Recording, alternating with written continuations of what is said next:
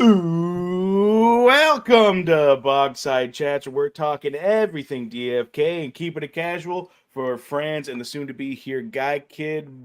I'm Wowee. Boys, how we doing? That was awesome. That was great. We don't need Matty. Bravo, See? bravo, Wowee. Yeah, welcome to everyone. We have a little fill-in here for. Nobody's here from the Bogside camp. But we do have two special guests, Wowie, who you just heard from, and our pal StycksIntern Pesk tonight. That's as right. It's reading on the screen. So, boys, how are we doing? Oh, we are doing good. We are doing good. I got my first drop of the Boar helm this past weekend. So life is good for me. The Charger mask. That's it. That's the name of it. Awesome. What?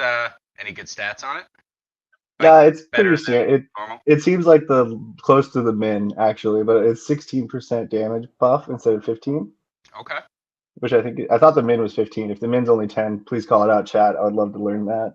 And then only 10% accuracy reduction, which is what I've seen on all of them so far. So seems good. I put it on my shapeshifter and it still had a 96% accuracy chance to hit on the boars. So you're still rocking that shapeshifter. Nice, I like it. Oh yeah, I'm basically putting it with like a level 10 and a level 3 at this point, so I get a level 10 average, and it just is unkillable. Awesome. We're gonna get into that. We're gonna get into team comps and different boar tips and all sorts of boar stuff. Wowie, how are you doing? I'm doing great. I'm doing fantastic. I'm coming off 3 hours of sleep.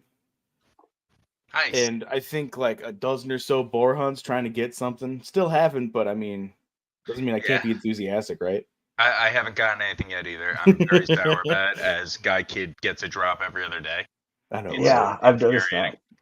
Yeah. Well, so how many wins are you each at though? That's what I'm curious about. Like, I'd have to check the DFK Quester leaderboards. I run 4 teams daily, and so 4 wins a day.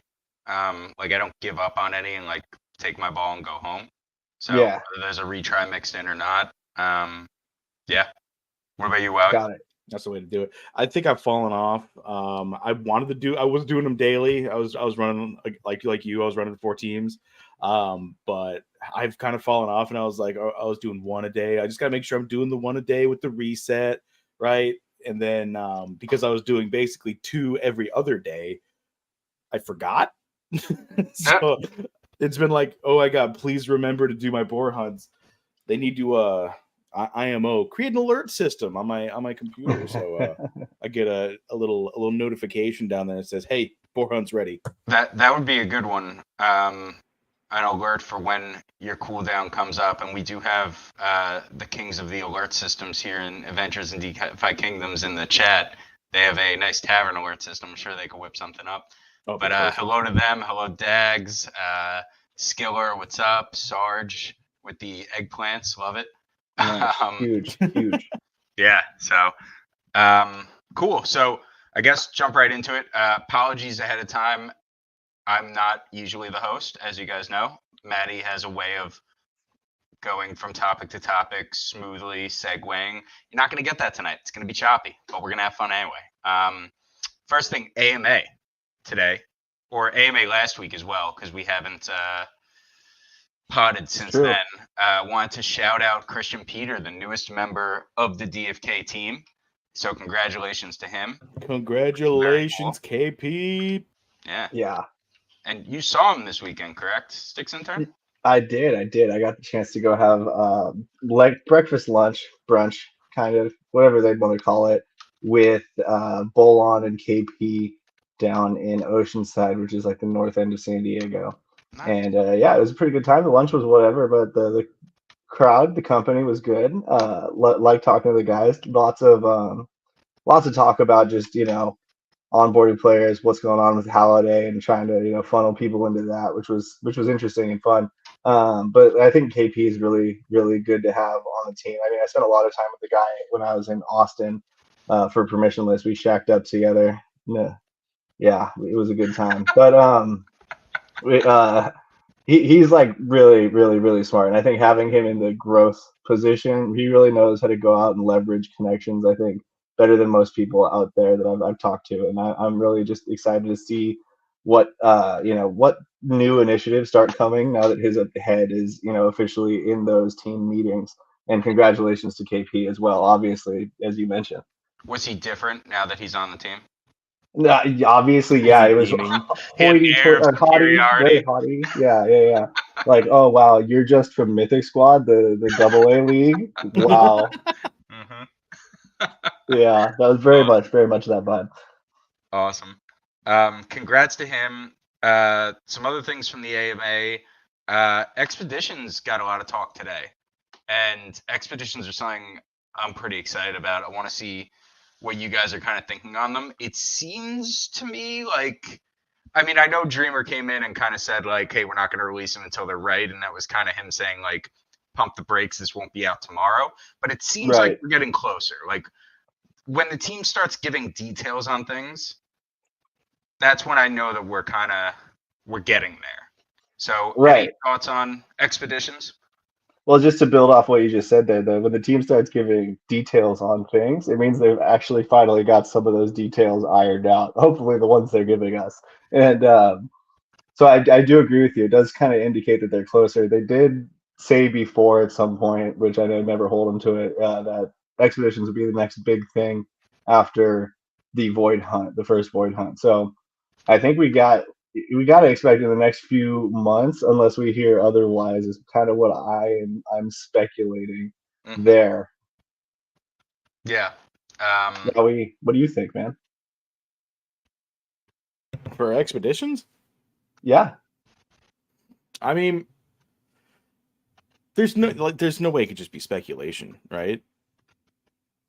What do you mean? As yeah. far as like they're definitely coming, yeah. Yeah, I At mean, some like, point. what? How soon? I mean, we've been hearing the proverbial and my favorite version of soon for years. So, I mean, I don't want to put a ring on any kind of idea at this point in the DFK fandom. You know what I mean? I don't want to put a ring on anything until we get like a little poster paper of here's what it's gonna be and what it's gonna look like. Here's the UI, then we could tell like, okay, it's probably like 3 weeks out. But Yeah. until I that mean, point, I don't want to like I don't want to say, yeah, we got like a month until it comes out. No. no, Yeah, definitely no, not a month. Yeah, I yeah, I agree with think you that. phrased that wrong. Less about guessing as to when it's going to come out. More about what do you think it means and how is that going to kind of change your strategy. I don't know. I'm excited for it just because of gas prices, and that's something that they were talking about a lot today was the strain on the blockchain going down. And so if it's less gas to quest these heroes, I want more heroes. Right. I'm personally looking at it like I have like 500 right now. A lot of them are extra miners that are doing training quests, but I think I need to up the forager and fisher numbers I think quite it a would bit. behoove them quite greatly to do a summon event at the same time they release expeditions, like they Mm. did last year with that well, it was a raffle summon event, but wasn't there like a discount on tiers or something like that? Wasn't Yeah. there a discount of some kind for Was that summoning? the dark summoning where we're getting kind of a rebate? Maybe, yeah. I I think think it so. was something like that. So I think if they were to do something like that, do some sort of raffle summoning event, like here we'll go ahead and like reduce the cost of tiers by 50% per summon. Hmm. We'll probably see some like extreme economic boom coming to DFK specifically because expeditions are going to make everything so much more efficient. Hmm. Yeah. I mean, I'm hoping that it kind of coincides with the release of potions. And I think that's something that's more up this group's alley when you're talking about combat and that kind of stuff. But Mm-hmm. I mean, Mm-hmm. the potions coming out, that's going to be a major sink for these items that right now don't have much purpose, right? Besides Yeah, they're stone. basically just gold farm. You're just Right. dumping the gold. Right. Everyone's just constantly dumping them. And, I've been making, I think I have 600 of each at this point. I've been selling a few items, making a few potions, kind of getting ready. But I'm hoping that that kind of coincides with the expedition's release. or come sooner, hopefully. Yeah, I would like it actually because I feel like the expeditions is an opportunity for them to maybe rework some of the distribution mechanisms for those in-game basic items, right? Because one question with exhibitions is, will the current profession quests as they are today still be available, right? Through the UI at least, because obviously they're on the chain, they'll always be available, but will they be something that the game kind of pushes, or is it something that they'll be hidden? Is one thing that I wonder with, because if they're really trying to direct people towards these expeditions for the health of the chain, as you've mentioned with the data and the load from all of the transactions with the pulling people out a few times a day as we have now,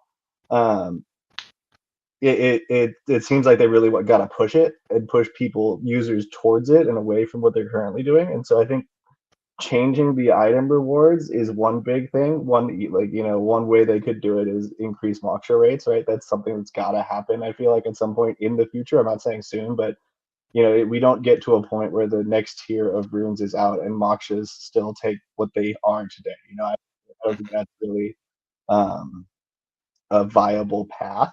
So I do think I that think it takes like 63 mokshas to get like 10 to 50 or 10 to 20. Right, it's a lot. Is that the actual number? I don't know, but it sounds around there for sure. Oh man. Yeah, are you guys? So I guess that's a good question. Are you guys leveling past level 10 for most of your heroes right now? Not outside of my hunts. No. So I am doing it selectively outside of hunts. The biggest thing about hunts is it's made me want to manually level up every hero, just to kind of snipe off whatever someone's got a dex that's super low. Just add a point there, right? Just start catching them up early.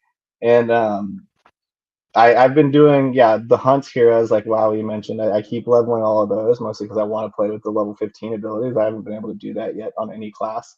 And yeah, that's what I've seen. They look cool. They're awesome. Yeah, no, and like the priest one where you could shield the whole team. I'm like, yes, that's the thing I want. The shield. I don't want the AoE heal. I want to protect everyone. Anyway, I'm tangenting. But I've also been doing uncommons with good stats, and then rares and above. But if the rare has shitty stats, I might just let it sit. That's a very highly case by case one though. No hard and fast rule for the rares. What about you, Wowee? Are they going above level 10 for the most part? Not for me. My current strategy with the entire game is potato farm to get more potatoes. I've been amassing an army since last December, and I went from like a couple dozen heroes. Now I'm at like 650, 675. Oh, okay. So I mean, like the profitability is pretty good still, even though it's like, all right, you might get depending. But if you sell almost everything you get, or just sell the money makers of whatever you get, you're probably averaging like on the low end when you've got like 50 heroes, you probably get yourself like a hero or two per week. But then when you get over like 300, you're looking at like, okay, I can grab a handful of heroes and I can like pick and choose which ones might be good growth heroes, or you're just shopping the floor all the time. But eventually you go from 50 heroes to 600 heroes, and then hopefully you go from 600 to 3,000 heroes, because I mean I think their greater vision of command your legion is going to come in.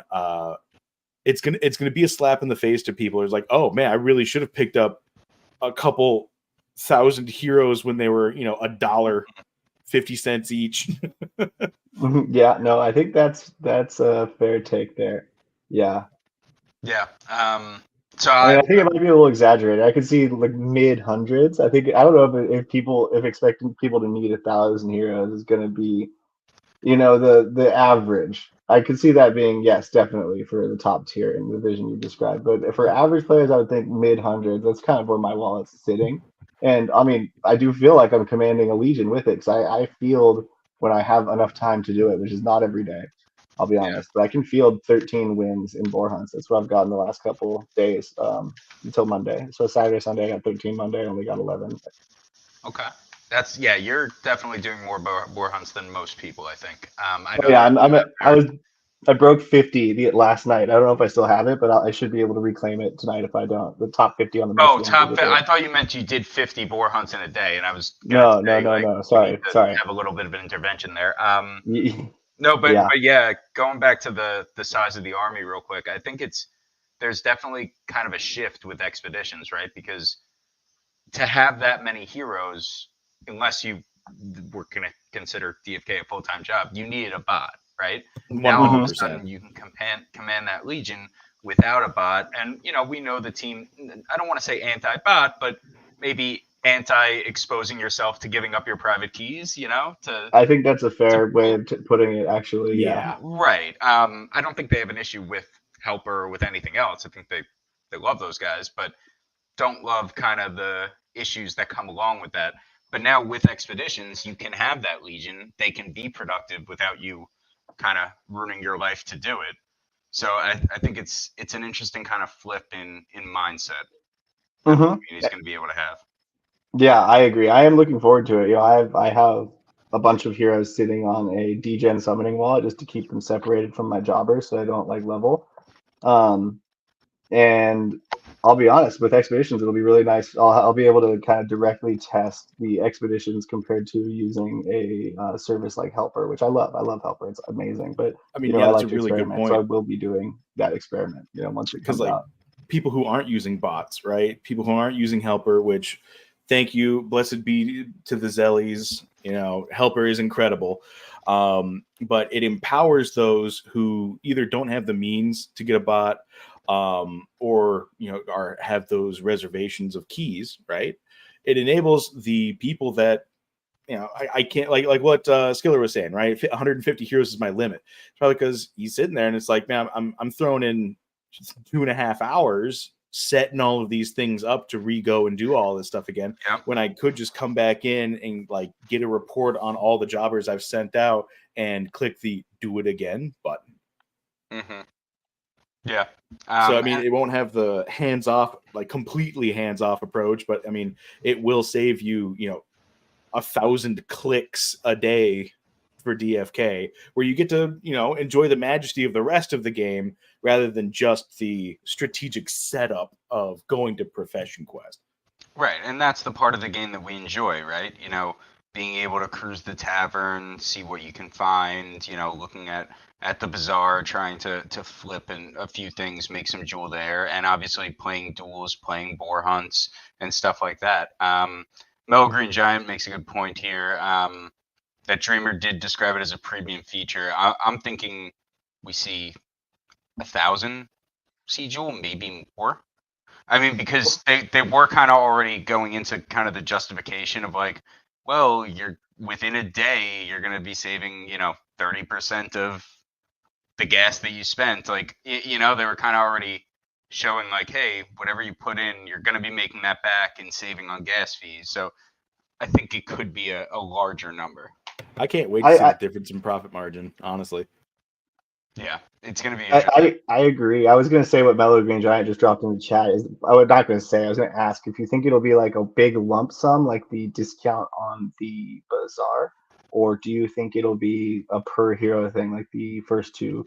That's interesting. And I could see it being expensive per hero, right? But it would be the same kind of idea, but that way it's really something that targets, as you mentioned something about making it a premium feature, or I think maybe it was in the chat, someone mentioned a premium feature for large legion. Up above is Mellow Green.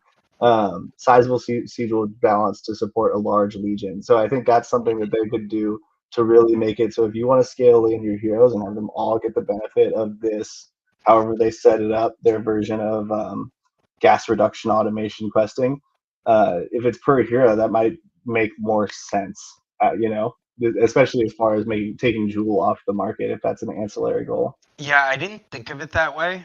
I kind of hope they don't go per hero just because of how hard it sometimes gets to, I use the quick study on, I think I have 42 heroes that I'm these are my good heroes. I want them to get extra. But just having to take one off, wait the 24 hours, kind of it's a lot of clicks and a lot of different things to kind of manage, where if I could just pay a lump sum of Siegel and my whole wallet gets that benefit, a lot easier that way. I agree. That would be much easier. It could also be an in-between, like a standardized tier. You pay this much per 50 heroes. Okay. Right, so instead of 6, it's 50, but then you still get the problems of like managing the individual heroes' power-ups Yeah, when if you you're have moving them more around. than those 50 on the wallet, has determined which heroes get it type of stuff. And then Right. we're back to the 1,000 clicks a day. Right. Yeah. That's just old questing with extra steps.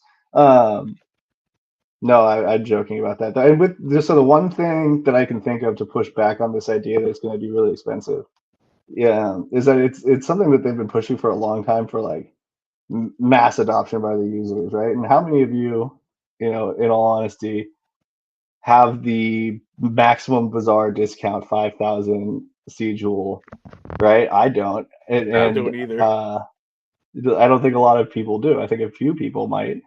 And so if they're really going to make it something that a lot of people use and that actually reduces the gas cost of the chain because of the scale of people using it, it can't be as expensive as the more expensive master merchant, at least I think, for if they are going to go that whole wallet route. But maybe it is more valuable to more people. There's another counterpoint to Right. what I just said. Yeah, and I think that's what it is that like unless you're someone that's trading on the bazaar kind of nonstop, that 5,000 Yeah. seems like a lot. But for something like expeditions, that's something we all see ourselves wanting to use. Right. Yeah, that's true. I'll be a main Bazaar trader as soon as I can create options contracts and see my theta. But until then, I don't see myself getting the discount. Hey, But Wowee, could I recommend you examine the Lyra protocol on optimism? I'm done with that. I hold Lyra. There we go. ooh, It's an No options showing your trader I'll coins talk protocol. to on you. the spot, all right? I'm gonna be I'm talking to you I after know the you show. mentioned options. I'm just, I'm informing my No, I'm DeFi kidding. friend of information that's out there. That's all it is. Well, here I got a good way to phrase the question here. What do you hope expeditions is going to be? Like the interface that you deal with, because for me, when I envision expeditions, right, I see a report of everyone that's come back, and then there's a button that says requeue, and that's it. So you're seeing it as you have to requeue once a day? Yeah, Okay. or Because they But once did for talk every whatever about, period, though, yeah, even if it whatever was like a period week it or is. whatever, yeah. it's the same idea. I was kind of seeing it as set it and forget it.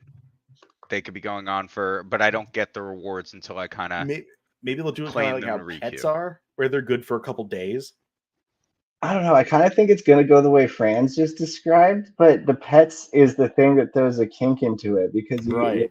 have to feed them every few days if you're using the regulars, or every 2 weeks if you're using the premiums. Mm-hmm. So that one is really up in the air for me. But the way I'd like it to work is it's like they're going off on a mission somewhere, and that somewhere has like a little blurb of lore behind it and why they're going on the mission, right? Like there's a massive bloater just with teeth eating all the fish in this lake. You got to go fish that guy up. Massive While you're there, bloater you with get a teeth. bunch of That's other what we're stuff. going with. Yeah, well, just like some weird thing happening, and your guys are going out there to solve the problem and help the world. Mm-hmm. Like a little bit of that kind of flavor and spice to the game, and then having them go somewhere and then come back. I'd like that because I think that's something that they showed off in the graphics they used at the AVAX summit, and then again at Cypherpunk. Is that like I saw a dotted line of like a mining person going off to some place on the map, and so if they're going to go that route, there has to be some kind of feeling of consequence to the heroes going to that different place. So I don't know if that comes in the form of the chance for an encounter on their way there.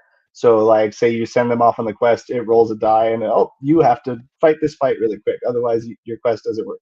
That would be fun, but I don't know if it would be appropriate for every situation or if everyone would like that. Honestly, I think it would be fun. I got a Those lot just of opinions on that. Let's hear them.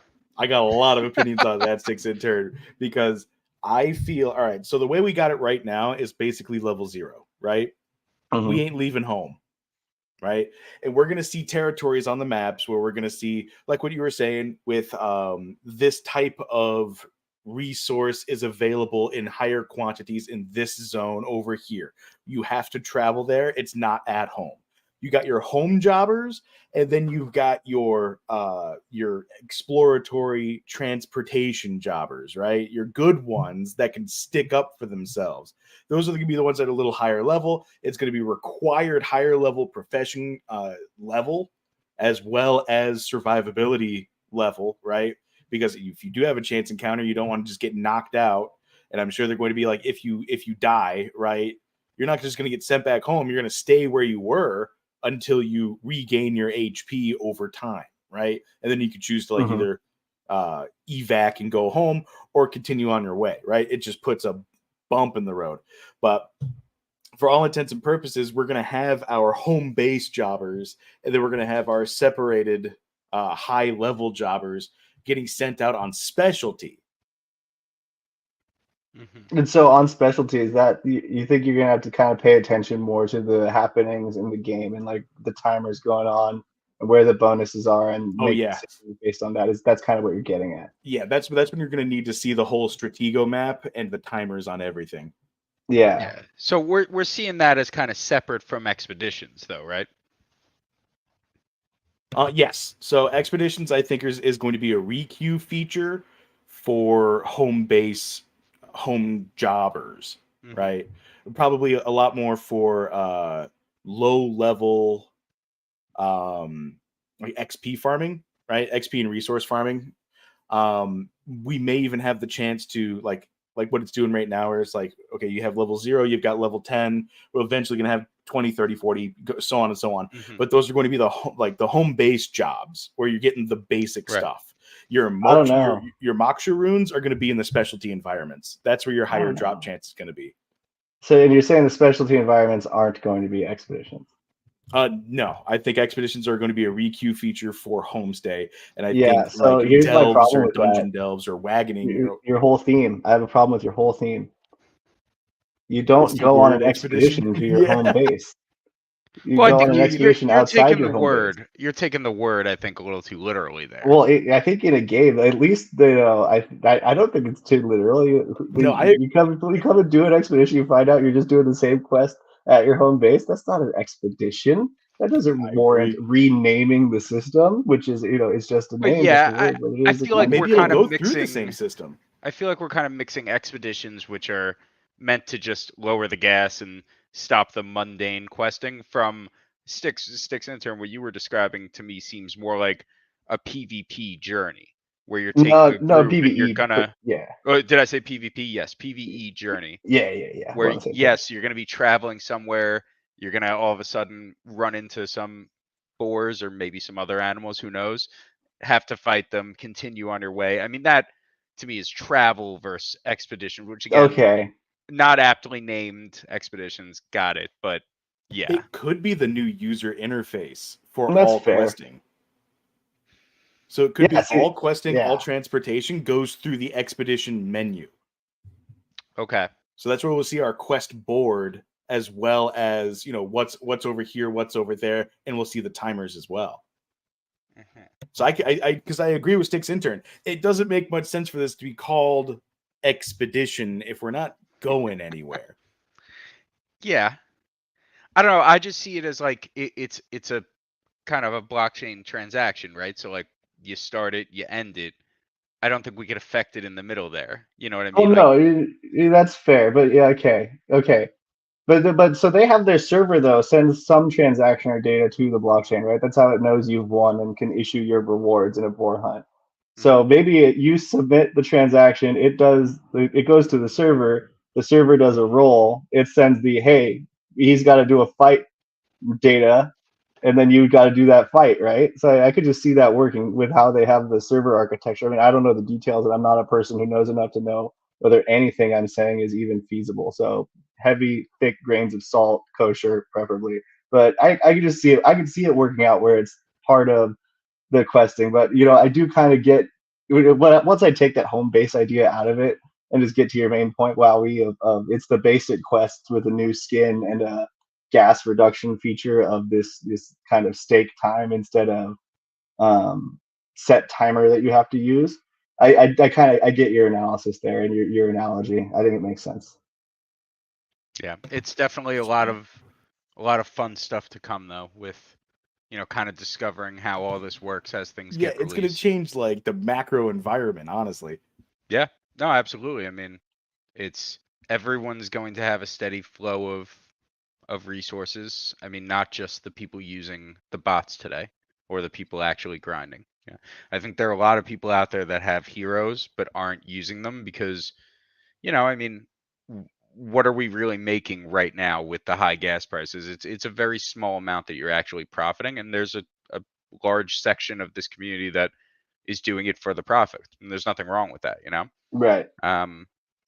So I think it's going to be interesting to see once we get freed up a little bit with our time. And if gas comes down, every strategy gets more profitable. Well, I think it's Yeah. really big for, and I think this would be a good question. I'm assuming expeditions are going to be coming out on DFK chain first because everything does. But really, this is a Clayton feature, right? Right now, we don't use Clayton because of the gas. If I can send my guys away and only that's a have to good do point. 1 or 2 transactions to have them, I'm going to have so much Swift Thistle. It's going to be great. Dude. Oh man, Yeah. get in before the Swift Thistle. Oh, that's a Yeah. really good idea. Yeah. I mean, right now, I actually think it's you hard to could do. be onto something there, man. What Like, if they launch on Clayton first? I think that's a big motivation for this. If they're going to think kind you're of right. salvage the Clayton experience. Because right now, I mean, I don't have hard numbers, but I don't know anyone that's like, yeah, I'm questing a lot on Clayton. I have a few groups of foragers just because it gets me a little Swift Thistle. But yeah, I have a few groups of foragers, and I bought one of my buddies from this headphone community. He had a bunch of locked jade, and he didn't have the heroes to unlock it. And I was just like, dude, just I will just get that for you from the current jewel value. Send me your jade. So I have a bunch of miners over there unlocking it. so I stopped But that's the even only doing questing that. I'm doing. I stopped even doing that because it just didn't seem worth it as the price of jade went down and down. And I'm looking at what I'm using on these transactions. I was like, it's March that it starts unlocking. I'll just wait until then. Yeah, no, I don't think that's a bad call. It's really like an internal justification for getting these miners leveled up when I already have my Crystal Veil fully stacked to the brim, a bunch doing training quests, and I keep getting new ones because one of my Gen Zeros is a miner. So it's a justification for leveling up their stat, and I think it is a loss leader. I don't know if it's a leader, but it is a loser on my P&L. Mm-hmm. It is nice always having the various lesser crystals to use, though. Right. That is true. I do like that aspect of the putting my miners onto the training quests. It's really nice. Mm-hmm. I don't know. Have any of you considered putting just an XP or putting a mythic pet or something on a miner during training quest just so he gets that mythic XP bonus? That's something I've thought about doing. I just haven't really done it. More out of laziness than any reason. So I went and Mythic Squad out there, earmuffs on this one. I went out and sold all of my pets except the mythics and some legendaries. The 1 stars, all of those. I had a pet on almost every hero. Got rid of all of them. Unequipped everything. And now I just have a bunch of... I used the funds to just buy up more mythics. And I have them on my heroes that are PvP quality in my eyes. And a lot of them are miners and they have a foraging pet on them. But I have it for that mythic XP bonus, and obviously if they're in boar hunts, if they're dueling heroes, you want that on there. So yeah. No, that makes a lot of sense. I like it. Yeah. Wowee, any thoughts on pets or how you're doing that? Pets are confusing to me, man. I think pets are going to be absolutely invaluable in the future, especially when we have our 1,500 hero army. Right, we're going to need 1,500 pets. We're going to have our couple dozen super good heroes, so we're going to need a couple dozen super good pets. But I don't see. I don't know. It's really difficult because like you can get eggs, right? You can get a ton of eggs. You can get all the crystals you want. You don't have to do the what's it called, the boon, right? Even though like if in a perfect world where tiers weren't $10 trillion to hatch an egg. The tiers and the 50 crystal for the boon are about the same. So I've actually thought, since I have so many eggs piling up, about just not booning, taking that crystal that I would have spent buying tiers with it, so I can actually get some of these eggs hatching. Yeah, and I mean, like if you're doing it in bulk like that, I mean, I've got a stack of well over 100 blue eggs right now. Like if I did that, like even the mythic chances on there, I'm getting at least one theoretically.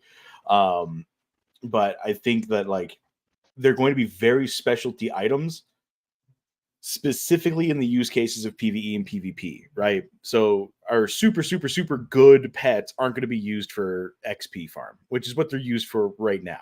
They're going to be explicitly used for the combat bonuses, the crafting bonuses, the gathering bonuses, maybe, but I don't see investing a ton of money into a mythic pet for gathering deep into the future, right? Agreed. Because that's not going to be essentially where the money's made. It's going to be easier to make a little bit more money in the long run. But I mean, the mythic crafting with the mythic combat bonuses are going to be what powers the entire economy later, because everything's going to be wrapped around those two things. Yeah, so that's something I should add about that pet strategy I was talking about. I was picking mythics off the floor that had, I didn't care how many, 2-star gathering, 2-star crafting, as long as it had that 3-star combat. To me, it's as good as a 9-star. So yeah, I'm with you there. I'm also with you on that whole point. I was picking up 3-star combats that were legendaries or rares for a while, just because they were pretty cheap and like I could do it. And sure, they're not mythics, but I was getting them just for the 3-star combat, and I was getting them really, really cheap. So that was what I was, same idea there on the stars. The higher level we get, the more impactful pets will be. So, I mean, that's the way I feel about it, right? Like, pets aren't incredibly impactful right now. Like we're definitely getting a bonus from XP. We're getting like a little bit of drop bonuses for profit, but I don't want to go out and drop, 4,000 crystal on a perfect mythic pet to get, a 0.5% extra chance of getting an egg or a rune. You know what I mean? So I actually think I want to counterpoint you on the rune though. If you get one of the good runic discoveries, I mean, I can't think of a pet I would rather have right now, and looking forward to the eventual time we are leveling to 30. We are leveling to 40. There's not another pet I could see retaining its value as the game matures as much as the runic discovery pets, which are often slept on. But with Moksha's where they are right now, I mean, shit, man. If I had one of those things, if I had a bunch of those things, and the averages were working out in my favor due to the law of large numbers and the number of pets I had with runic discovery, I would be, I think, a pretty happy camper right now, and probably able to make a good bunch of the crystal, in terms of crystal, the amount I spent on that pet back really fast. Oh yeah, no, I 100% agree with you on that one. It's the only pet that I actually put on. If I have a runic discovery, it's on somebody. Yeah. Yeah, I would say, I think that the issue that I have with the profession side of the pets is I find it really hard to quantify. Like, am I actually getting that many more runes? I believe that the numbers on the card are right. So yeah, I'm getting X% more, but it just doesn't feel tangible. Where with combat, I'm going to be able to see that with every move I make. That's a really good point. I'm going to put on one that ups my dex, and I'm going to see that 86% chance to hit go up to 88. What? For all the data report guys that are out there right now, a very interesting report I would see, I would be very interested in seeing, right, is say I've got a Ninja Fisher, right? What are the drop rates it's experienced over its lifetime of profession farming, right? If I've sent it out for fishing 100% of the time, what's the percentage chance that it's pulled an egg? What's the percentage chance it's pulled a Moksha or a Shavas rune? I would like to know that, because then we can actually see which heroes are actually pulling the good stuff more often. Shout out to Sir Worm. He is doing a pet versus non-pet experiment. I believe the way that he's doing it is one hero on one wall with, or he's doing it with a lot of heroes, but for an example, a hero with a mythic pet versus the amount that he spent on that pet buying up heroes. So it's like, you'd have 3 heroes on this side without pets versus 1 with a pet on the other side. And he's cataloging it. I don't know if he's kind of gotten to the point where he has results yet, or if he's still kind of working through it. That seems like something you need like a bit of time built into it before it became useful data. But just FYI, I'm dropping for a minute. I will be back in a couple.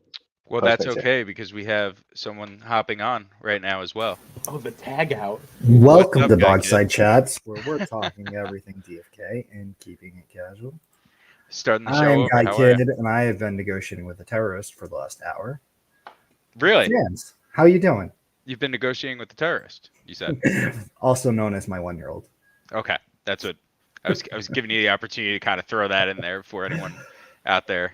I don't know. Thought something more serious was going on, other than Yeah. trying to convince a 1-year-old she is tired and beyond the point of rational thinking.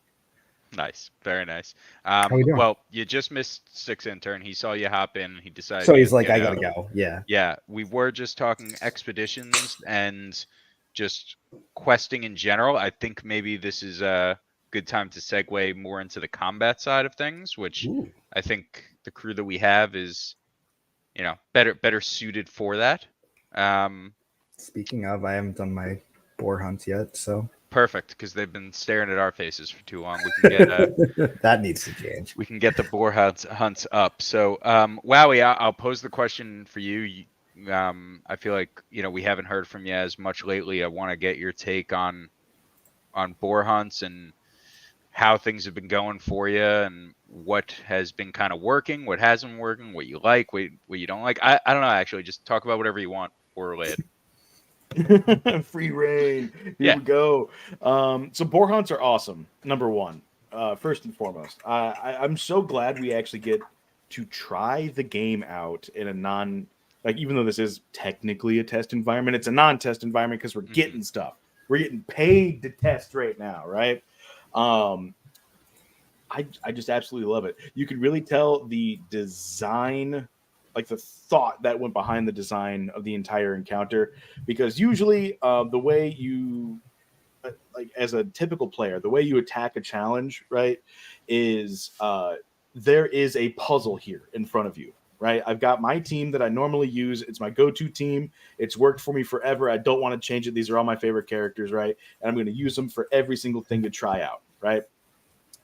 There is a puzzle in front of you in any type of encounter, and it's how do I work around all of the mechanics of this encounter? And I can tell you right now, I'm not 100% sure who all was involved with creating this encounter, but they made sure that there were as few answers as humanly possible. There was a lot of thought that went into this, and honestly, I'm here for it. I like the challenge. I like the difficulty, and I think, in my personal opinion, Warriors kind of trivialized it. Because they are, in my opinion, the greatest class in the game, and they're probably not going to be topped in the near future. Interesting take. I like what you said about the puzzle, right? Because I think you're not just going in there and button mashing, and if you have strong heroes, you're winning. You really do have to figure out, how to do it. And I think we're all getting good at it at this point because we're playing a lot of these. But those first few the days, mechanics on the other side haven't changed, so it's like you're staring at the same 100-piece puzzle that you've been staring at for the last 2 months, and you kind of have an idea where to start now at this point. Yeah. Has it been 2 months? That might be an exaggeration. No, I think we did this last week too. It's been like a month. Yeah. So it hasn't been too long. But interesting take on the warrior. I have one warrior I've been fitting in.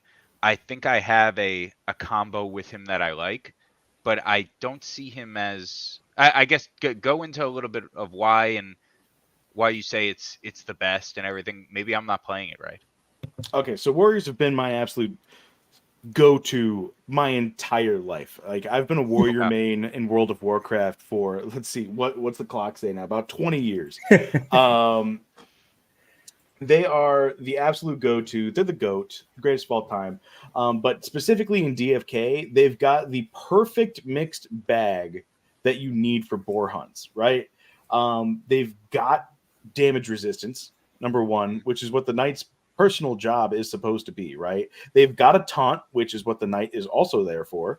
But they also dish out a ton of damage, which is what your archer is supposed to be for. So we've got a perfect hybrid class of defensive and damagey that you can put in the front line, give him, buff that gives you 40% physical defense, but reduces your damage by 10%.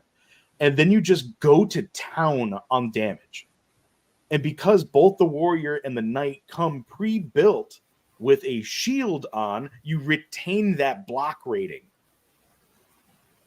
And then I believe the mace has a chance to daze, which is insane. Oh, in does this, Does it that has a weapon 5% that's chance standard? to daze. Okay, that I Yeah, didn't know. so I mean, like I think you made the discovery a couple weeks ago of like the dagger has a small chance to stack a bleed. Mm-hmm.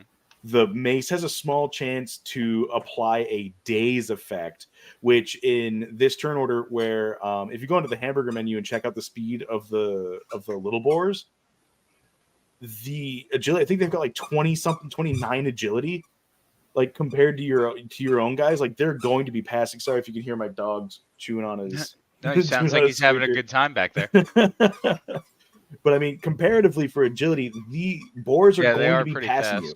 They're probably going to get every like 3 turns you're taking, they're going to take 4. Yep. So, like, to set off a daze effect, that's at least one of them back further, and it gives you an extraordinary percentage chance to make it through the next round where things aren't stacking up on you. Buddy, do you mind? No, that's interesting though. So I think that I'm kind of cursed with my best heroes are archers. Like my personal legion, it's archers. My 3 best heroes are all archers. So I think I'm kind of biased. I was taken aback when you said that about warrior, because mine just personally aren't as good. So I'm seeing the damage so much heavier on the archer. But you're starting to convince me. It's you're like very giving a passionate about direct that. buff to your archer. Mm-hmm. So like, So I don't use that path personally, and maybe that's the thing I need to change. I use the first row exclusively. Gotcha. Now that makes a lot of sense. But like I said, if you've got a mixed bag, you got a mixed bag, right? I would say do one. Oh my god, buddy. Hi. He's Hold excited. on. He is really you excited. started He's getting talking excited, too. and now he sees you getting excited, and he's going after it. Yeah, he really is. But so I would say a cool experiment for you guys to consider is do your regular Holy Trinity like you got right here, right? Your priest, your archer, your knight, and just categorize. You could look in the logs at the very end and just like Control F your knight's name, and just categorize all the damage it took, right? And then do the exact same thing with a warrior and see how much damage it took and see if it actually made that big of a difference. Mm-hmm. Okay. Because so for me, my priest can heal. Right. So your contention is it's just as tanky as what you're getting for the knight with just more damage dealing. Right. Out. And utility, like the knight has it on utility, but utility doesn't really come too much into play here, especially because resistances are really high. Mm-hmm. I swear to God, every time I start talking, he just keeps going. He's just going faster. But the resistances are really high on the boars. So the thing that you want, like, if you can get one boar down fast, you win. Like your chances of the encounter being a success is astronomically higher if you can take out at least one boar in the first wild charge.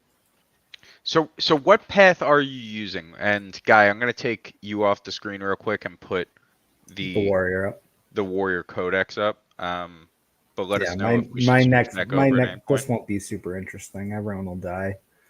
And then I can do. You're gonna die, you mean? No, I'll kill the boars quick. Okay. And then my next team will have a warrior. But you got that there. All right. So, like I said, this is what I go with. I just feel like it has a very kind of smooth cadence to it, where you start with where is it? I wrote it down. Clear cycle of like whirlwind, then a basic attack, then this gladiator, then rapid onslaught. I just feel like that just fits well.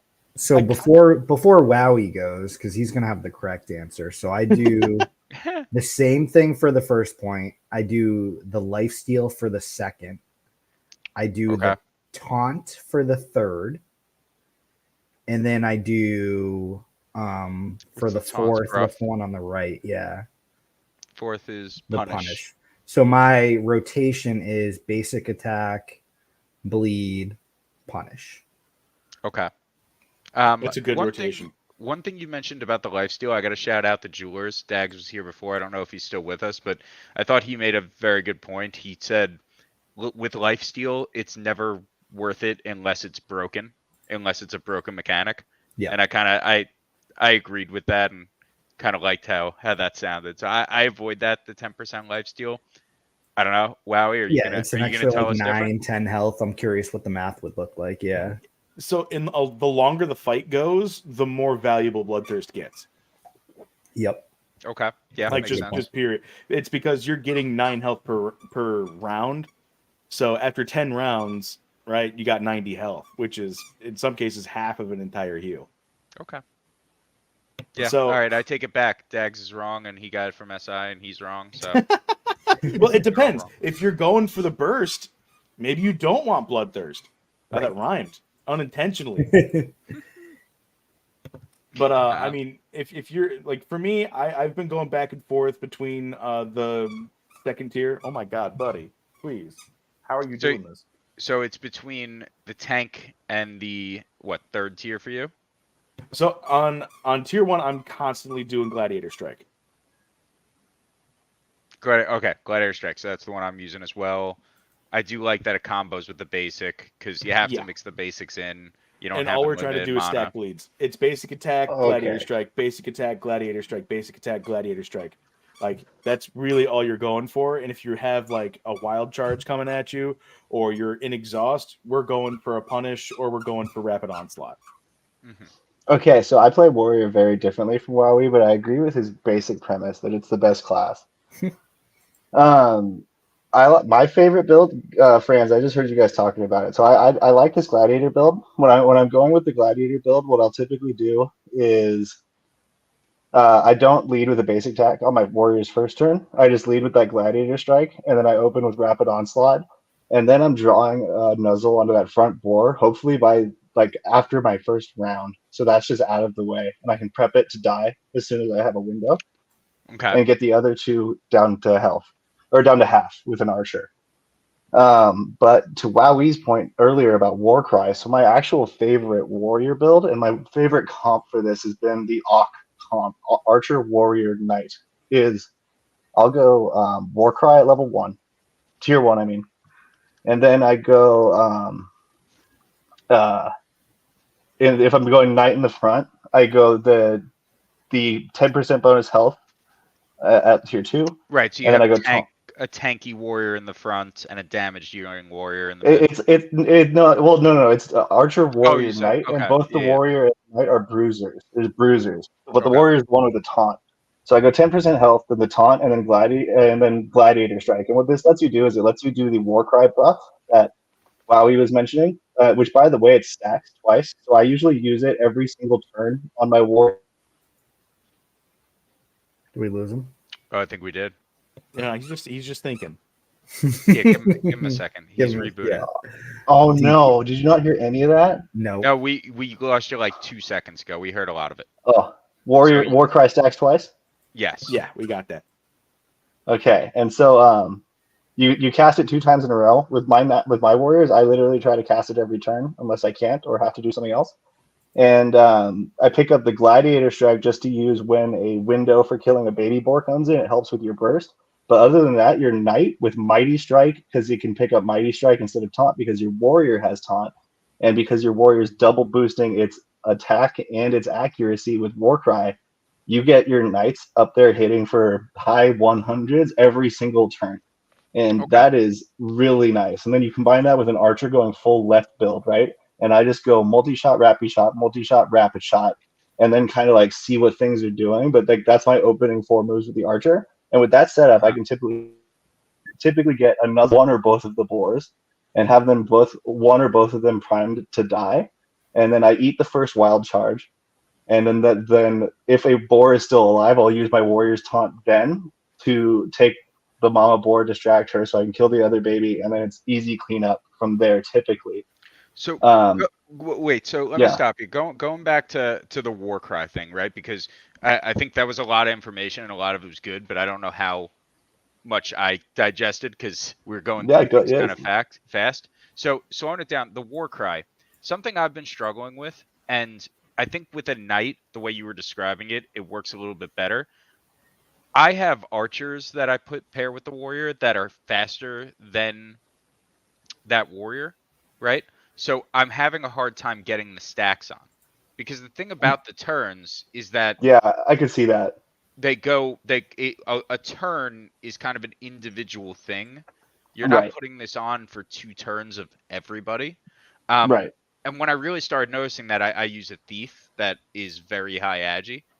And for him especially, he's going twice for every other hero going once. So the buffs and debuffs are coming off him very quickly. Yeah, that's so my issue with the war cry. I get you on that point because I did try with my shapeshifter and that same thing happened to me.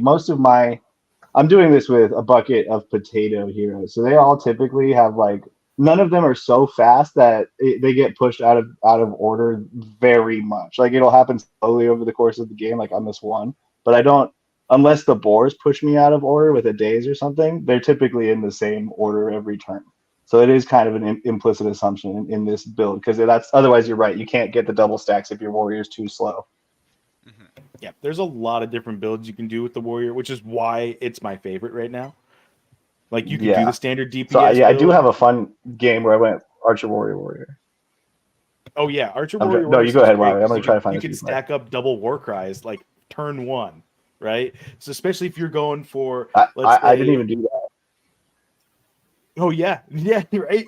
So say you're going for like full AOE archer build, right? And you want to get the combos off, you could cast whatever your combo starter is with your archer because it'll probably be faster, and then you double war cry for extreme accuracy buff on your archers and on your archer and your warriors, and then your warrior could just soak up damage from the damage reduction from war cry, and then like your archer could just pump out damage like crazy in an AOE.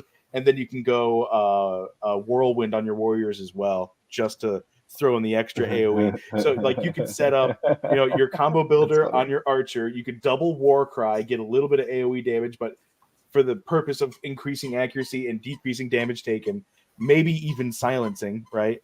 And then you're just going straight AOE archer combos, and then you're going straight whirlwind, and then you're going for like, let's say maybe a brutal rend for heal sustained. Brutal rend, where is that? Tier 3. That's right the side. one with the lifesteal tier 3 on the right side. Oh, okay, right, yeah. Mm-hmm. Yeah. So the cool thing So about this Wowee, I like that a lot. Lifesteal, and if you get the 10% to 25%, and like this can deal a lot of damage if there's a bleed on the target, and this can like be 75% of a heal from a priest. It's really useful and it's really cheap. Mm-hmm. I see Skiller saying in the comments here, I like the warrior, but archers are king. Yeah, but try putting your archer in the front line and see how long it wears that crown, my man. Yeah, warrior. See, so that's the part of the warrior that's like middle, not express. They can get swapped out and share the damage interchangeably, almost as if they have one health bar. Mm-hmm. You're saying if you have 2 warriors. Yeah, if you've got a warrior knight, warrior in the front line, or warrior knight, yeah. You can take damage in your front line, and then one of the boars can push you back one, right, and swap places. Now you've got a knight in the middle and your warrior up front. It doesn't matter almost. How do you guys manage that in general? Because I've been watching a lot of streams, and I see a lot of people that don't switch back when they get pulled or pushed. I'm on the opposite camp. I am always switching back. How do you guys feel about that? Are you just kind of letting it ride? I guess it does come to composition sometimes where, yeah, if you have a knight and a warrior, who cares? I have a very specific. I've got a very specific trigger if I use it, but I want to hear StycksIntern first. Well, I was going to say I will evaluate whether I will gain enough from the increased initiative of doing the reposition to make it worth the cost of a turn. And typically the answer is no. So most of the time I leave it there. But there are a few times where I'm like, I think I will gain enough from this bonus initiative from the reposition and the fact that this person is no longer in the front that it makes it worth it to do this turn. So it's pretty rare and it's very situational. Like I definitely something I evaluate every time I'm playing, not something I could generalize very easily. But that's the way I try to go about it, is whether I will get advantage from the gain of initiative. And as a quick tangent on that point, whenever your heroes are exhausted, if you can, press pass instead of any other thing. You'll get another turn back almost instantly most of the time. So instead of taking your weak turn, like you can very often, I've found, especially with decent agi heroes, like your guy will go from not even being second, like having a second window on the turn order, right? So does to the going pass again after increase you the pass. initiative? Is that what you're saying? Yeah, it gives you 400 bonus initiative, and because of your speed coming back, because exhaust is over, it jumps you up way more than you would think it should, looking at the turn order on the right. And I've had multiple times where I pass, and then it's that hero's turn again, even though they weren't even close to the top. That's a good tip. I usually use the exhaust turn as potions, even if I don't really need them. Or right, again, so that's the switch, situation. something like that. But I'd take that even if I don't really need them, take that pass is what I'm saying. Yeah, right. Yeah. No, Otherwise, I was doing that same thing. The increased initiative's good, and yeah, Wowee. So what about you on the switchback? StycksIntern's like right on it, right? So my criteria for the switchback is the person who got switched into the front line going to die this turn? Mm-hmm. Like if so, yes, I'm going to swap back. I'm going to use one or the other. Who's got the more valuable resource to use, right? I'll use whoever's got the more valuable resource and then use the one that doesn't have as much resource to switch back. And then just below that is exactly StycksIntern. If I think I can get another turn in strategically, I'm going to switch back. Yeah. But yeah, outside of like using Whirlwind, getting exhausted, and then using that basic attack to like combo for Gladiator Strike, passing your turn is usually the better option if you're not going to die. Mm-hmm.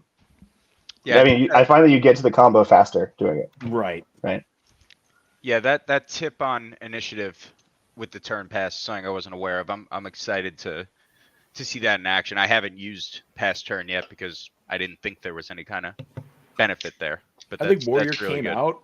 I threw him in for my knight, so I had Priest, Archer, Knight, and I had like the fastest game I had ever had just right out the gate, just trying out a build. And I was like, all right, that seems pretty good. What was the composition? You said the team count? It was Priest, Archer, Knight, and I was using my the what's the the 2-target one, the 1 small stone.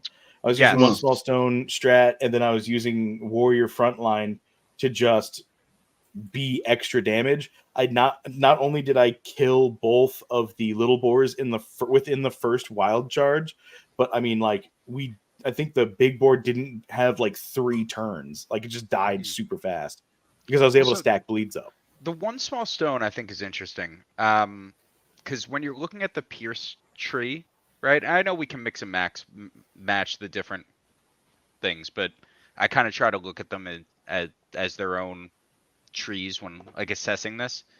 The 1 small stone, is there any reason to ever use another in the piercing tree? It doesn't apply bleed, so if you're going bleed build. Would say that again?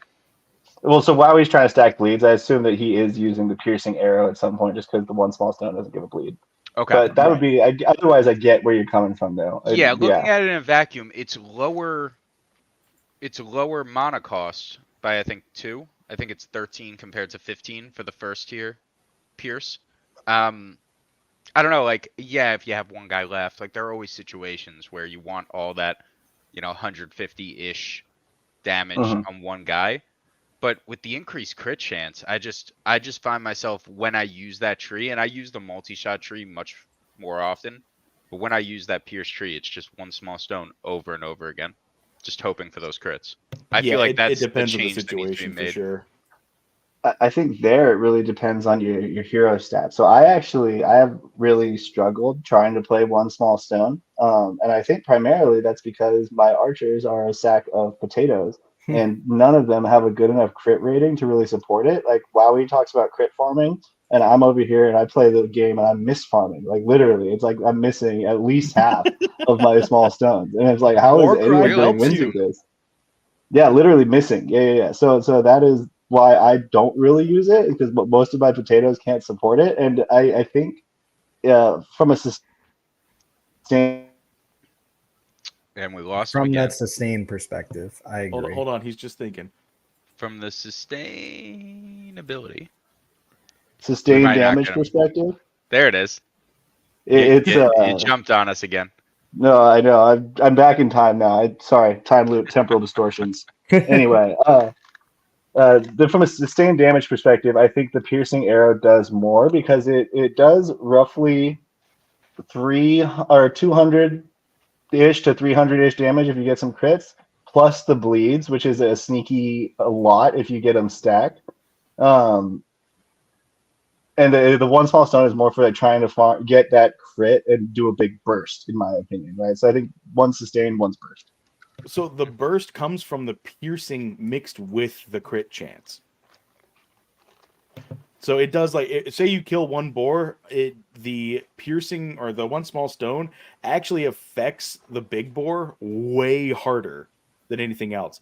But if I was using the archer warrior comp, I would 100% be going for piercing arrow and trying to stack as many bleeds as possible, right? So I would be doing double war cry to get as much accuracy and then going for bleed stacks because bleed stacks do so much damage. Oh my God, bleed does some work, especially because they go so fast, right? Mm-hmm. So they could take 2 turns. Like if they're taking 4 turns every 3 turns I take, that means that they're going to be taking more bleed for each stack I put on them, especially if I can keep the stacks up.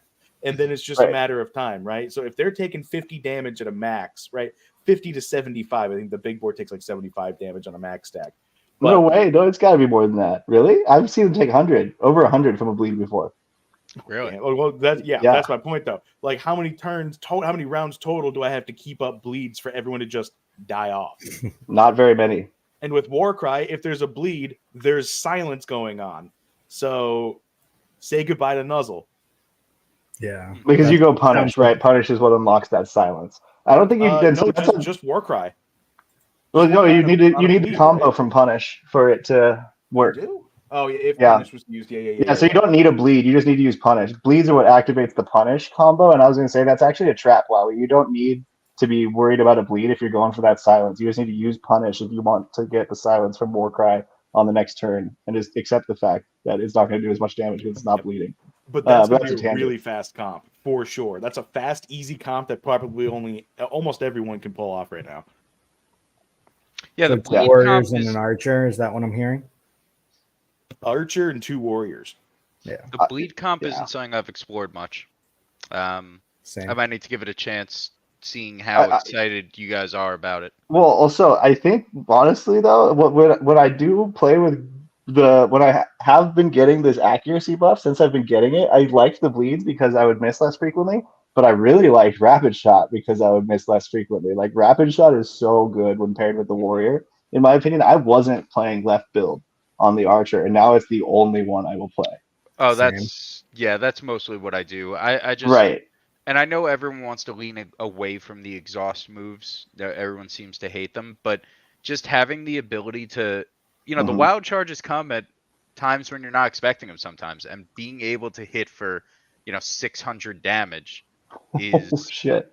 Well, all right. Like, mine does 3 to 4 if I get a good hit. I'm talking about that one archer I have, but all right. So like 400 to 500 damage, you get the combo on that. Maybe you get like 550, but being able to have that one blow is just so valuable when you're looking at the turn order and you're like, shoot, my archer, my damage dealer is gonna have 2 swings here, maybe 1 swing before, the rampage comes back into play.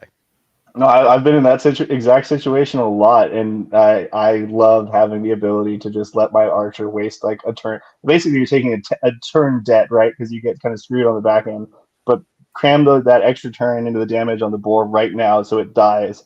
And then whoever's in the front can take the hits for a while I'm coming up from exhausted. That's not as big of a deal because by hypothesis, I've just taken that turn to gain a big advantage of wiping out something that would otherwise keep attacking me. Yeah. So now that we've seen a few of it, and I brought this up a little bit towards the end of the episode last week, now that we've seen some of these status effects, we've seen daze, we've seen stun to a lesser effect, but it comes up here and there, and we've seen exhaust.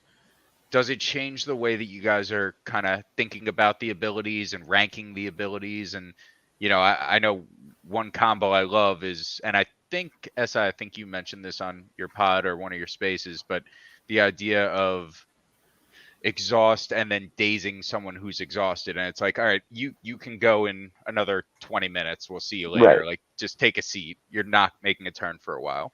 So how have you guys kind of looked at the abilities now that we've seen some stuff? Yeah, you summed up my opinion very well there. I now value daze and exhaust very highly, and I'll be honest, having played it, I feel like as a player, it makes me more likely to tilt. It gets in my head more when I'm dazed, and or when I'm exhausted, and then I get dazed, and I just see my guy totally fall off the turn order, right? As opposed to like he's stunned, I hardly even feel it when he's stunned. It just goes so fast. Right. That I think that mental aspect is enough. I like to play games in a way where I'm tilting my opponent, if I'm being honest with you. Oh, I absolutely. want my opponent to leave angry because that makes it easier for me to win. They will make more tactical errors. And I think that exhaust is pretty much number one advanced ability, arguably, in my opinion, better than stun. Yeah, it's an incredible combo. And then combine it with any daze or slow effect. I think exhaust has gotten a big boost in my mind. Daze has gotten a really big boost, but I wouldn't say daze is necessarily better than stun on its own. It's really pairing it with that exhaust. Yeah. So the cool part about daze, in my opinion, is that it is probably one of the most available status that you can put on anybody, right?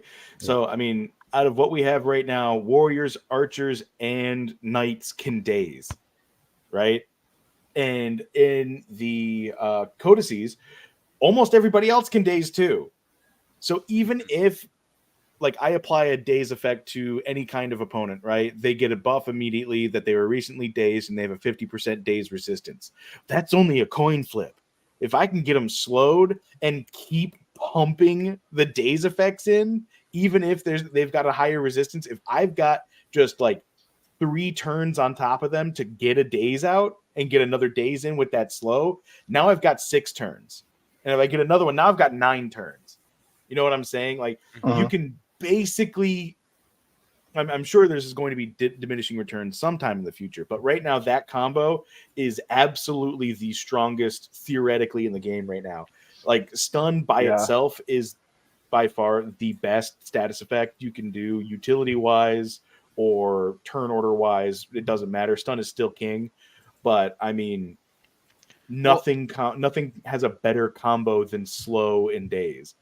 Yeah, I just look at the deterrent aspect of it too. Guy, are you gonna win this fight? No, I'm gonna lose. Okay. I believe in you guys. I refuse to flee. Wow. I know you're out of mana potions. Yeah, it's not pretty. No, he's gonna miss. He's gonna miss right now. My middle warrior died way too early. You got this. No, but while Guy slowly crawls to defeat, I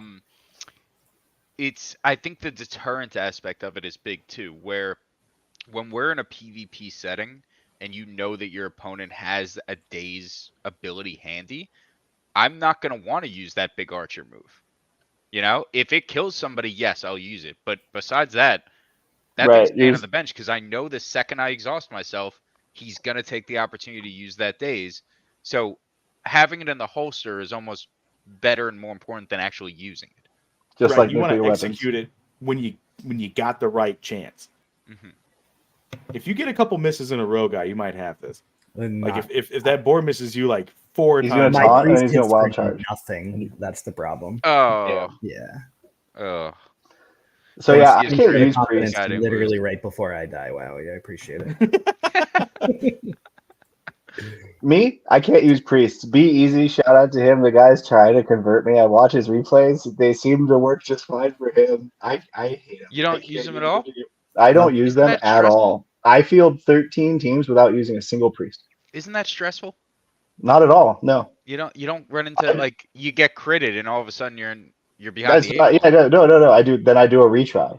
Oh, the retry strategy. I didn't Yeah, think he's of going that. for a turn and burn. I'm not playing 15-minute individual games. My games are Yeah, like 5 to 6 He minutes. knows 3 Okay. turns in whether he's Fair keeping enough. this match or not. No, literally, yeah. What Guy said is accurate. If I get like a couple, I've gotten ones where I haven't even been hit, but I've missed my opening salvo of moves, and I'll just flee that and start over. Guy, is that a 'Cause- gore blade on the middle It guy is. there?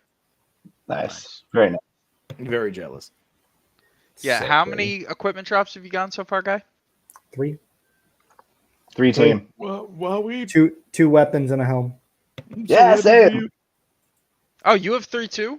SI? Yeah, I've gotten 2 swords and a helm. I sold one of the swords for a cool 2,000 brutal. crystal, so that was pretty I good. got was happy with I it. got a champions medal the other day. We didn't talk about duels. I'm a Ooh. duels maxi now as of last week. You going for Very that happy. crown? Well, so what I realized was that it's not as much grinding to challenge the champion as I initially thought. It's you got to get those 5 wins in a row, you know, but then you just go challenge. It's not you're not sitting there clicking all day. Yeah, I see what you're saying. Okay. So I have a few heroes that are duels caliber, right? They're not these level 20 dragoons that are, you know, over 30 on every stat, but if the class bonus is archer, I can compete, and that I was holding the championship there, the solo champion, for I think about an hour 15 before I got unseated. Nice. Felt good. I was checking it So- every that few is good. minutes, but that's I'm gonna try to do it more this season. I want those medals. No, yeah, just I'm not a huge duels person, just because there's really no reason other than the fact that I can't do it easily on mobile. And that adding the equipment, I think, was a genius move, because I actually want to do duels now, and it's like, it's such a silly thing. It's like, it only matters for duels. Why do you want it? The reason I want it is so I can put a crown on, and then when I'm doing boar hunt streams, you can see my sweet crown and ask questions about it. You know, like, that's just cool. I'm not going to get the crown, I know that, but I love it as a incentive mechanism. It's a really good design. And I'm going to segue though really quick. Speaking of good designs, this is a bad design. I got to jump off. I got to go meet my parents for dinner in a little bit. But thank you for having me on as a guest to replace the irreplaceable Matty Pass. Thank you for coming on, and it was a pleasure having you, and we'll do it again soon. Yeah, nice. I look forward to catching the rest of the stream later, guys. Yeah, later, man. Thanks, SI. See you, bud. Yeah. But going off of the equipment for duels thing, the thing that I think excites me about it the most is I think we're gonna have crafting equipment as well, right? Like, is there duels crafting equipment? Or not duels crafting, just crafting equipment in general. Like, the idea, if we have duels equipment, why not crafting equipment when that comes out? I don't know, just the whole idea of equipment in general, there are just so many possibilities. Yeah, it's a big deal. See, here would be the power move, right? For DFK to like immediately empower all of their like diehard players that haven't given up on them, right? Never ever ever release dual equipment again. Ooh. This would be the power move right here, right now. This is the only season in which it comes out. Get a ring now, and then or it happens once a year or something like that. Make it very, very, very hard to acquire these, or you have to be, active at a very specific time of year to be able to get it. And then all of a sudden, you guys are like, it's not super duper ridiculously hard to get. It takes some effort right now, but I mean, now you guys have got something that nobody coming in has, and it has the ability to get, right? And just maybe not make them sold down, so it's like you can at least reward the players if the game does grow on the player base aspect. Right. Well, they're not soul bound, correct? Right. I was I'm just confirming. Yeah. I don't hate that. I think the team has shown an understanding for equipment and for limited. The Halloween event for me was bigger than just a fun event. It showed that the team kind of understands how all this works. Like, making and I'm lumping the differently skinned heroes, the green and blue skin heroes, into the equipment conversation a little bit, but just the idea of limited time things and capitalizing on that and kind of stirring up excitement based on that. To me, they showed that they understand how that works and how to kind of make the most of that going forward. And I think equipment's going to be the biggest way that we see that. Oh, 100%. The entire economy is going to be based off of equipment, and it's going to be based off of crafting and whatever unfair advantage you could possibly stack on a hero. Like that's like literally the entire economy is going to be based on that. Yeah. Well, that, I mean, and we're seeing it even with the duels. I mean, we see it with all the equipment, but you know, the dual rings or medals, they're +3 to 6, but some are +3 to 7 or 3 to 8, 3 to 9, I think is the max. And you know, those right off the bat just have so much more value. And we see it with the gore staffs and things like that. You know, adding in a little extra bleed, adding a little bit extra of this. Right. Just the small RNG, the small tweak aspect of it. Yeah. Yeah, and then when a piece of equipment comes out that kind of fits your game plan, your meta that you're trying to go, like I'm very excited. I have 3 double toxic heroes, all legendary, and like I'm very excited to have like a poison team. I'm going to need to get poison equipment once that's released, and that's a thing. Right. Because why do something like that unless you're doing it to the fullest extent, right? Yep. 100%. Dot build's going to be nice, man. Pair that up with some burn equipment. Ooh, I'm excited. It's going to be good. But I need the equipment for it too. Question for you, Wowee. What class, if you had to guess, do you think is going to be coming next? Because what we've heard is that there are some mechanics that need to be kind of worked through for the next class. Do you have any kind of inkling or no clue? So I do have kind of an inkling. I'm sure it's the same inkling that everyone's got right now. We're looking at Wizard, we're looking at Seer, right? And Seer's got some weird stuff going on, right? It's got delay, it's got replay, it's got extra turn, it's got that weird super fucky thing that it does where you can't see your own shit. So I think in terms of adding a lot to the game, like that would be probably a masochistic programming nightmare to get all of that put together and released in time for like, okay, maybe we'll do, you know, every other month we're dropping a class playable for the hunts, right? I think Wizard's probably going to be way easier than that because it's the same damage mechanics, right? Except now we're adding arcane power. The arcane, yes. Like that's the difficult new thing to add in and think about. That kind of means a UI change too, right? Because it would have to mean a slight UI change. The charge up of the arcane, yeah. Yep. And I mean, I don't know, man. I think this game's really going to take off the second. That was an unlucky crit on Nuzzle. Well, did you see what happened before Nuzzle? What? 2 missed taunts in a row. Yeah. Oh God. Also, for anyone that didn't notice, Guy had a quick forfeit mixed it while we were talking. It was wild charge knocked down the priest, and I've never seen a real quick redo button tap. Quicker. Yeah. But wait, what was I saying? Yeah, arcane power, the wizard. Right. So I think that'll be a lot easier to implement and get out in time. So I think we're going to see what. Plus, we haven't seen a dedicated spellcaster besides priest yet. So I think the chances of us seeing a spellcaster and them being able to showcase magic is going to be huge. Yeah. No, that's a good point about not having another spellcaster. I was going another way with it. I was thinking thief, and I think I'm trying to will it to existence. Yeah, but I'm just putting that together with the idea of potions being released and how many mechanics the thief has battle budget. The battle budget and stuff where like I look at arcane power and like that affects the wizard, but I look at like the battle budget and that kind of stuff, getting the potions out, that affects everybody.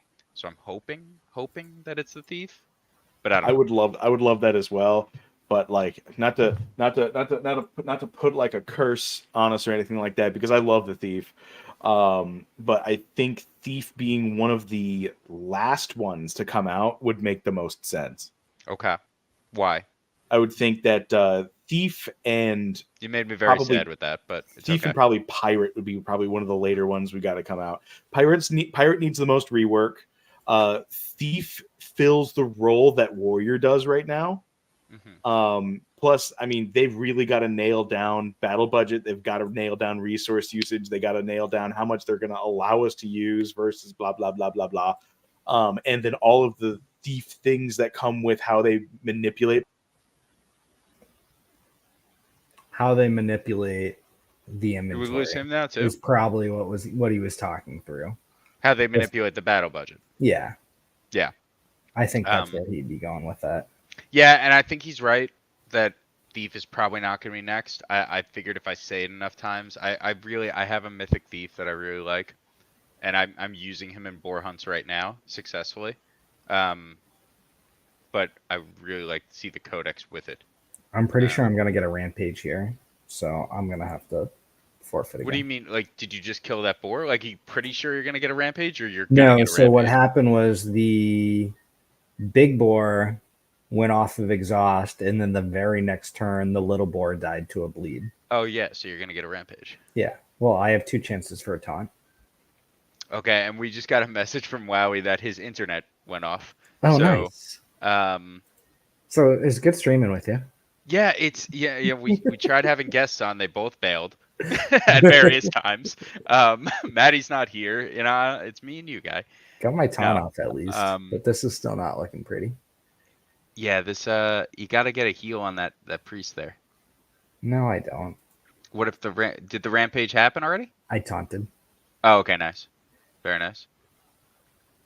Yeah, but just to kind of like wrap up that conversation, obviously none of us know what is coming next. What's next, right? I'm excited to see more. I mean, that's what it is at this point, right? It's just more. Yeah, I want more. Yeah, I mean they've done a great job building this out, and I just want to see them continue to build on top of it. Yeah, like that's what it boils down to. Absolutely. One thing they did mention in the AMA that PvP won't make sense until all the basic classes are out, and I understand that. That's another thing, like a when, like I want it now type of thing, but that makes sense. Yeah, do you just click the button and let us create our own mini tournaments? Yeah, I mean, like all the dynamics are like the coding's there. You're saying for PvP? For PvP. Yeah, the way that they not said have it, like in-game functionality of PvP, almost like a duels challenge aspect. Give us like a testing ground PvP. Right. That's like free, and yeah, I mean, I'm sure at some point we'll get that. That's probably pretty far off too. But you know, they made the point of like, hey, that's just so much more that we need to balance, and so much more that like, right. You know, they won't. I definitely get from the balancing aspect of like, they've done a good job with the boars, but like it's a good starting point because it gives them a controlled environment to see how everything's working against set mechanics. Mm-hmm. Mm-hmm. Look who's back. Hey, I made it. Yeah, sorry about that. We're having issues tonight. SI was freezing up. You had to leave early. Your internet went off. It's I don't know what the hell happened with that. I just looked over my mode. It was a red light, and I was like, "How? What did I do?" Yeah, sorry about that. All good. Yeah. Where were we? We were recklessly speculating about what class would be next, and we just kind of continued the conversation into what they were saying today about PvP not coming out until all the basic classes are out, and the fanboy in us all want to be like, no, just release it now. But it makes perfect sense with balancing and stuff like that. Of course. But it's more fun to just say when. So yeah, no, I hear that. But I guess the summed up picture of what I was really talking about was they're gonna want to showcase what they got first. You know what I mean? So for Thief to come out, what would that showcase be? That would be another melee DPS. That's a good point. Right. That's a good point. That's what you meant when you said that it's kind of the same as the warrior. Okay. Right. It feels technically the same role as the warrior, but at the same time, it also fills the role of introducing the battle budget. So they can really pull that out whenever they pull out potions or any other in combat use items, which I think they're going to be adding more of. So I think there'd be a really big update with like, here's all the other items you can create for just like alchemy items, right? Like an alchemist rework type of thing? I would say addition to. Addition, rework, not great word. Yeah. But yeah, I don't see a reason why they wouldn't, because there's a lot of options out there. And I can see them going like, okay, so here's the new things you can do. We want everybody to use all their stuff to make battle items, and we're going to let you showcase all of this with the Thief releasing and the battle budget. Use it, have fun with it. And I can see them saving that for that point, right? Okay. Whereas, right now we could show off the wizard, and then after that we could show off, another maybe scholar, right? So another spellcaster, but support main only, right? It's kind of like the priest, where the priest is like a support main only, and then we'll have like a non-healer support main. Well, so you mentioned the seer, and one thing I'm very excited for is a seer priest combo once subclasses are out. And I know that's very far in the future. Whether it's a seer with a priest sub, or I think a priest with a seer sub would be better for this. But the that seer move where you don't attack, and do you know what I'm talking about? Ultimate the passive heal machine. Yeah, the Oracle. Yeah, I'm very excited for that combo. I have a seer priest that's ready to go. Yeah, it's going to be insane because honestly, Prayer of Healing is so unbelievably good. And if they had if they have like an extra initiative, like if they because there's not like a round, so to speak, anymore. It's just turn order. Right. So if Oracle, instead of like giving you first strike every round, instead gives you like 20% initiative, like that's huge. That's insane. Like, what an overpowered combo with just the Oracle and any support ability. Like, I would love to play that in almost any team. Yeah.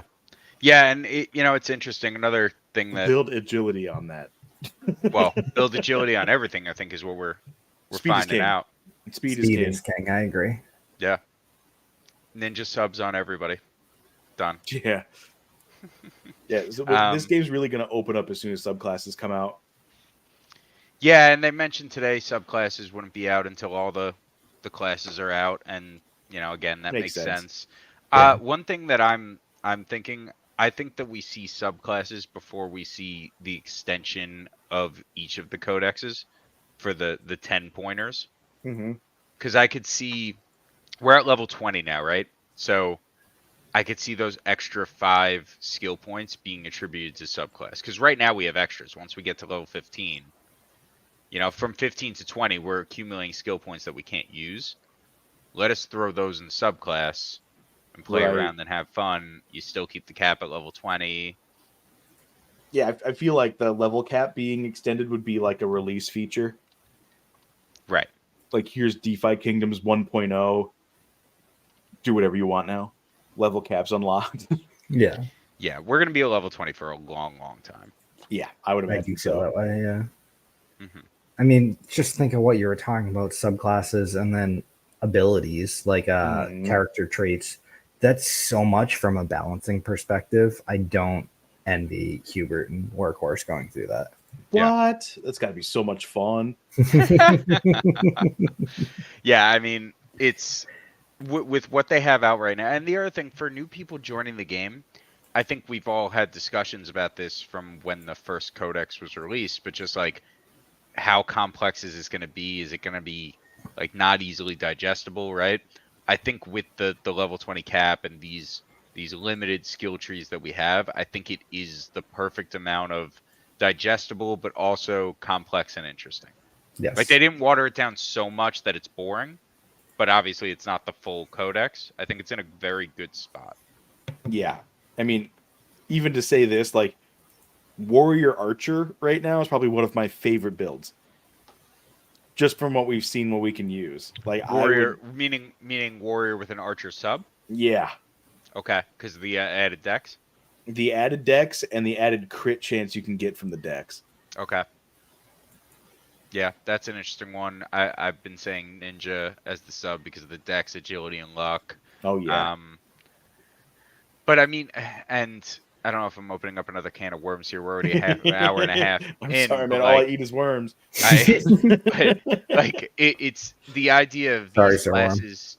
Sir Worm. Yeah. The idea of these classes changing once the full codexes are released. Because one thing I noticed about the Knight is the Knight has a passive level, or a 10-point passive, that their dex is now equal to, or gets a boost equal to their endurance.